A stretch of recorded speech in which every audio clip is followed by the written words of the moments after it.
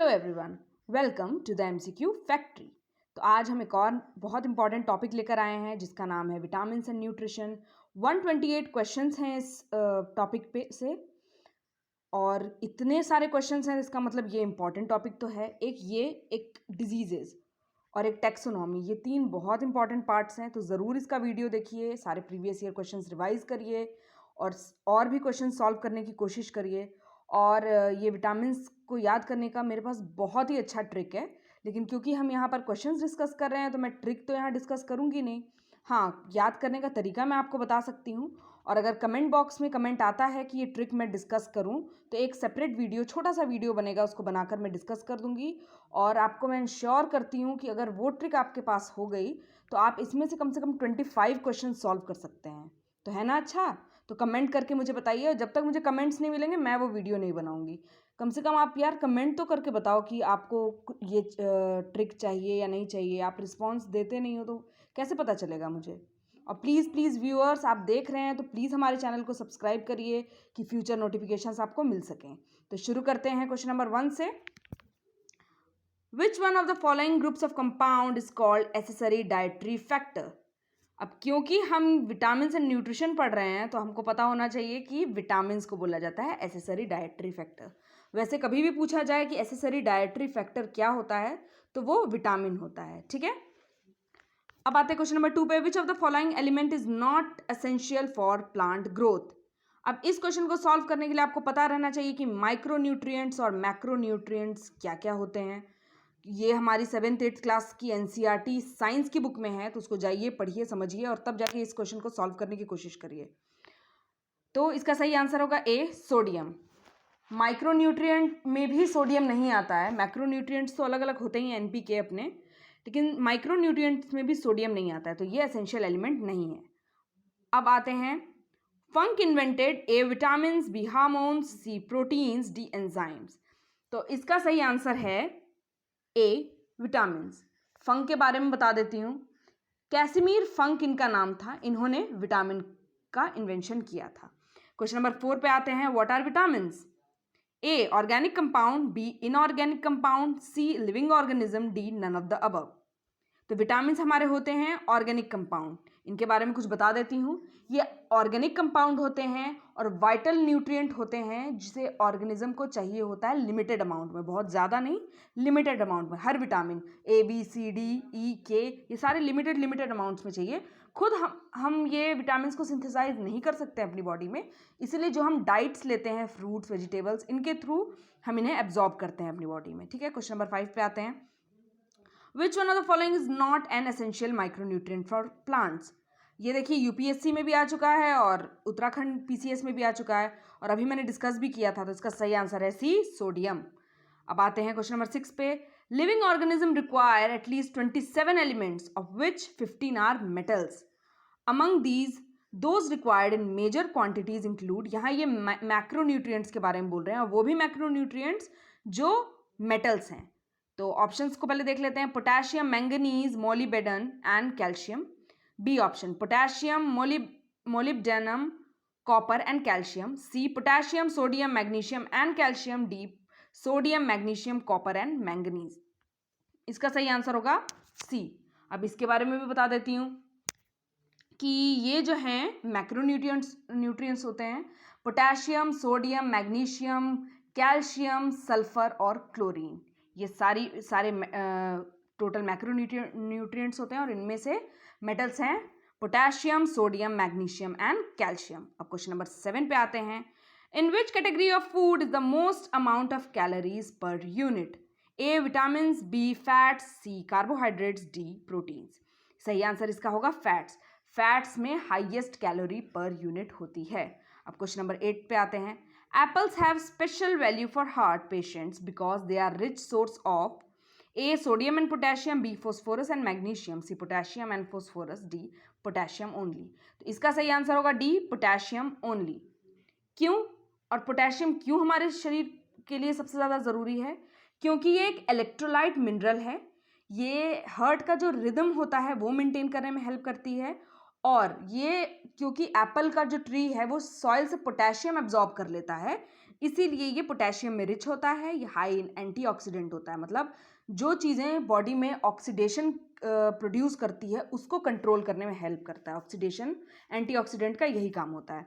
अब question number 9 पे आते हैं।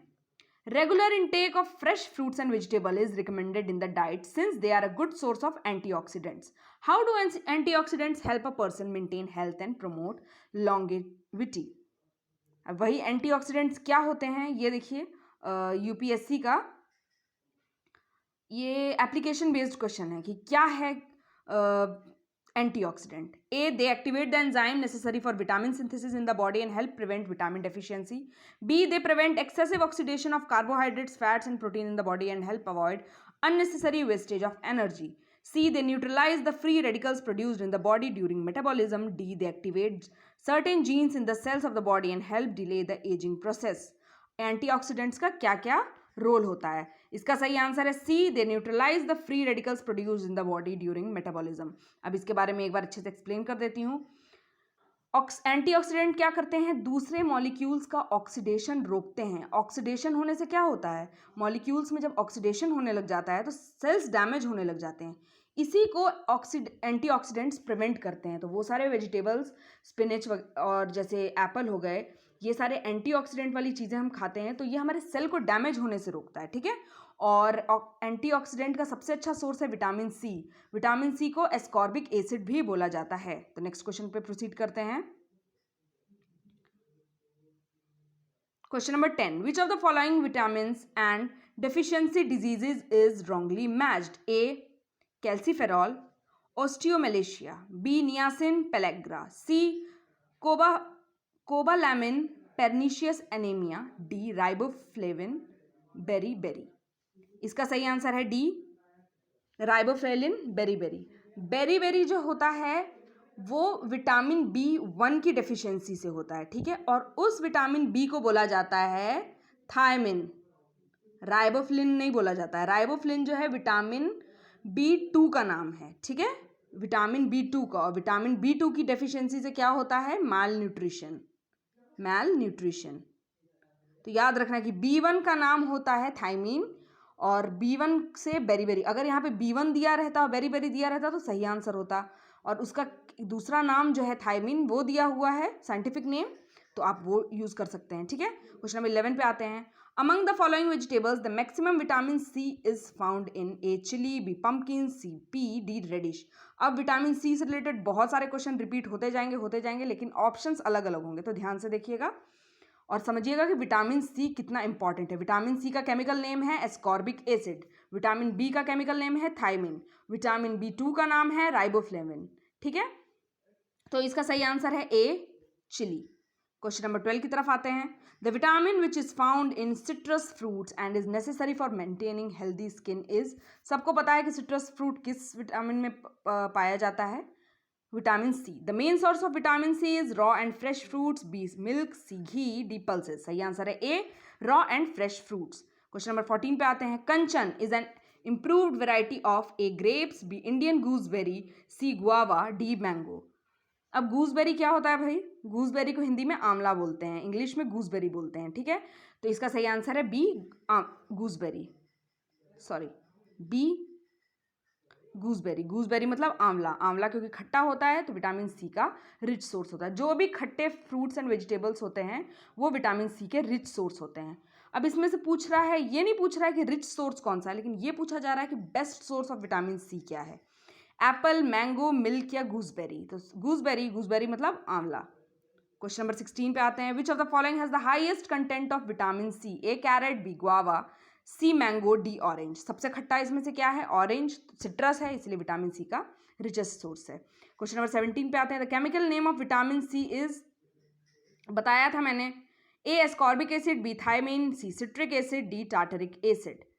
सिट्रिक एसिड नहीं बोला जाता है विटामिन सी को, एस्कॉर्बिक एसिड बोला जाता है, ठीक है। और थायमिन तो मैंने बताया था कि विटामिन B1 को बोला जाता है। थायमिन किसको बोला जाता है? विटामिन B1 को। सारे सिट्रस फ्रूट में सिट्रिक एसिड पाया जाता है, लेकिन विटामिन सी भी पाया जाता है, तो विटामिन सी का नाम एस्कॉर्बिक एसिड होगा, सिट्रिक एसिड नहीं होगा। क्वेश्चन नंबर 18 पे आते हैं। Which vitamin help in healing the wound? A vitamin B vitamin C vitamin A, D vitamin D. सही आंसर इसका होगा D vitamin C. Okay, vitamin C जो होता है आयरन में भी रिच होता है। विटामिन डी जो होता है कैल्शियम मैग्नीशियम में रिच होता है। ठीक है, एंटीऑक्सीडेंट में रिच होता है विटामिन सी, और इसीलिए वोंड हीलिंग में भी हेल्प करता है। हार्ट के लिए भी विटामिन सी बहुत अच्छा होता है। क्वेश्चन नंबर 19 पे आते हैं। Vitamin C helps in absorption of which of the following element? A iron, B calcium, C iodine, D sodium. तो ये आयरन के एब्जॉर्प्शन में हेल्प करता है। विटामिन डी कैल्शियम और मैग्नीशियम के एब्जॉर्प्शन में हेल्प करता है। Which of the following vitamin does not get stored in the body? अब एक छोटी सी ट्रिक यहाँ पर बता देती हूँ, इसको याद करने का तरीका। दो तरह के विटामिन होते हैं, फैट सॉल्युबल और वाटर सॉल्युबल। ठीक है, अब फैट सॉल्युबल जो विटामिन होते हैं उनको हम याद कर सकते हैं कैसे? एक ट्रिक है, ट्रिक का नाम है कीड़ा। ठीक है, तो ये जो कीड़ा है ये होता है फैट सॉल्युबल। ओके, विटामिन के, ई, डी और ए ये होता है फैट सॉल्युबल। क्या होता है? ये फैट में अट्रैक्ट हो जाता है और बॉडी में स्टोर हो जाता है, इसीलिए ये बॉडी में स्टोर भी हो जाता है। अब आते हैं दूसरे ट्रिक पे। सी एंड बी ये होते हैं वाटर सॉल्युबल। ठीक है, वाटर सॉल्युबल होते हैं, बॉडी में इसलिए एब्जॉर्ब नहीं होते हैं और बॉडी से फ्लश आउट हो जाते हैं। सिर्फ विटामिन B12 ऐसा है जो बॉडी में एब्जॉर्ब हो जाता है, बॉडी से फ्लश आउट नहीं होता। बाकी सी और बी वाटर सॉल्युबल होता है। तो हमेशा याद रखना, फैट सॉल्युबल क्या है? कीड़ा। और वाटर सॉल्युबल क्या है? सी एंड बी।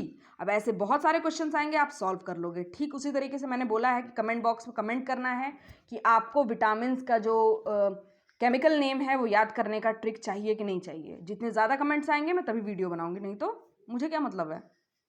क्वेश्चन नंबर 20 पे आते हैं। Which of the following vitamin does not get stored in the body?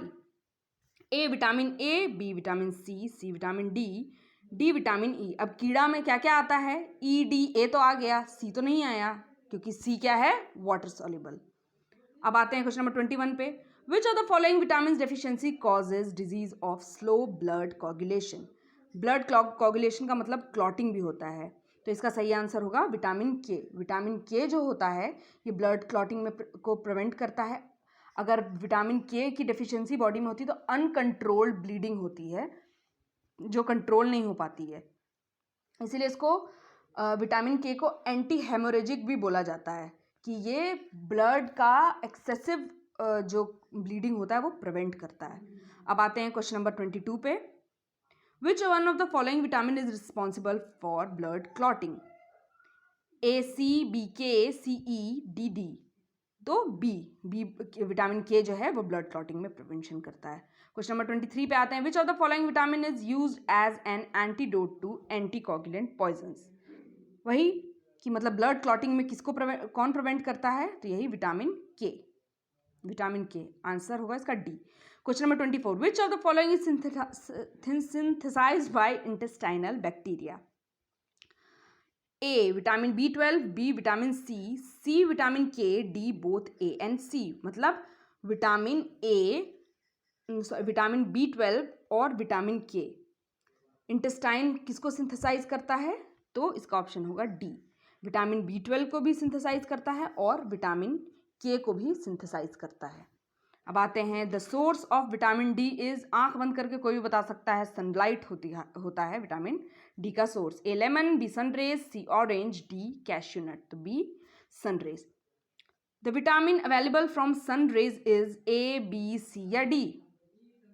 Vitamin D. The deficiency of vitamin D causes the disease A rickets, B beriberi, C osteoporosis, D both A and C. मतलब rickets भी और osteoporosis भी। इसका सही answer होगा D, A and C. Rickets जो होता है विटामिन डी के डेफिशिएंसी से होता है, लेकिन ये चिल्ड्रंस में होता है। अडल्ट्स में जो होता है, ओल्ड पर्सन्स में ऑस्टियोपोरोसिस बोला जाता है। हमेशा याद रखिए, ऑस्टियो जहाँ पे भी वर्ड यूज होता है वो बोन्स से रिलेटेड होता है। अगर आप भूल भी रहे हैं, अगर आपको पता है कि ऑस्टियो को बोन्स बोला जाता है और विटामिन डी बोन्स के ही डेवलपमेंट में हेल्प करती है, तो वहाँ पर आप इस आंसर आपका कभी गलत नहीं होगा। और ऑस्टियोपोरोसिस जो होता है ओल्ड पर्सन्स में होता है। विटामिन डी और कैल्शियम दोनों की जब कमी हो जाती है तो हड्डियां वीक हो जाती हैं, टूटने लगती हैं, तो ये वैसे होता है। अब आते हैं क्वेश्चन नंबर 28 पे। Which of the following found in the composition of vitamin D?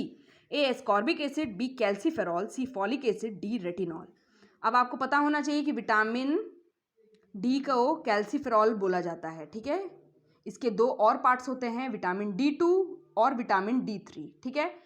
Vitamin D2 को एर्गो कैल्सीफेरॉल बोला जाता है और विटामिन D3 को कोले कैल्सीफेरॉल बोला जाता है, ठीक है। और विटामिन डी को कैल्सीफेरॉल बोला जाता है। इसका सही आंसर है बी, कैल्सीफेरॉल। अब ठीक देखिए, यहीं पे क्वेश्चन रिपीट हो रहा है। Which of the following vitamin is known as ergocalciferol? D2, D3, B12, B6। अभी मैंने बताया था कि D2 को एर्गो कैल्सीफेरॉल बोला जाता है और D3 को कोले कैल्सीफेरॉल बोला जाता है, इसीलिए इसका सही आंसर है विटामिन D2। क्वेश्चन नंबर 30 पे आते हैं। The common name of the chemical compound कोले कैल्सीफेरॉल इज। अब यहाँ देखिए विटामिन D3 नहीं दिया हुआ, लेकिन विटामिन डी तो दिया हुआ है ना, तो विटामिन D3 का ही पार्ट तो विटामिन D3 है। तो A bone calcium, B vitamin D, C vitamin B, D vitamin C. तो इसका सही आंसर होगा बी, विटामिन डी। आते हैं क्वेश्चन नंबर 31 पे। Which of the following pair is not correctly matched? अब यहाँ पर दिया हुआ है विटामिन का नाम, दूसरी तरफ दिया हुआ है उसका डेफिशिएंसी, ठीक है। A niacin pellagra, B thiamine beriberi, C vitamin D rickets, D vitamin K sterility. तो अब ये सारे विटामिन के केमिकल नेम्स हैं। थायमिन मैंने बताया ही था कि विटामिन B1 को बोला जाता है। विटामिन डी का नाम क्या है? कैल्सीफेरॉल है, कैल्सीफेरॉल। और हमें पता है कि विटामिन डी से रिकेट्स होता है, विटामिन B1 से बेरीबेरी होता है, नियासिन से पेलेग्रा होता है, लेकिन विटामिन के से स्टेरिलिटी नहीं होता है। स्टेरिलिटी का जो इशू है वो विटामिन सी की वजह से होता है। विटामिन के की डेफिशिएंसी से ब्लड क्लॉटिंग नहीं हो पाती। मैंने भी बताया अभी तक ब्लड क्लॉटिंग के लिए विटामिन के कितना ज़रूरी है। विटामिन सी स्टेरिलिटी का अगर डेफिशिएंसी किस वजह से होगा तो वो होगा विटामिन सी से। अब क्वेश्चन नंबर 32 पे आते हैं। Deficiency of which vitamin can cause night blindness? बच्चे ने पढ़ा हुआ है कि विटामिन ए से होता है, ठीक है। विटामिन ए को रेटिनॉल भी बोला जाता है क्योंकि ये रेटिना के लिए बहुत अच्छा होता है। अब अगर आपको याद रखना है कि नाइट ब्लाइंडनेस किसकी वजह से होती है, नाइट ब्लाइंडनेस आंखों का रोग है, ठीक है। आंखों में रेटिना होता है तो रेटिना से याद रख लो रेटिनॉल। तो विटामिन ए का नाम आपको अपने आप याद हो गया, रेटिनॉल। क्वेश्चन नंबर 33 पे आते हैं। In human body vitamin A is stored in, याद कर लो, बहुत बहुत इंपॉर्टेंट क्वेश्चन है ये, बार बार पूछा जाएगा, इसलिए हमेशा याद रखना है। इसका आंसर लिवर होगा, ठीक है।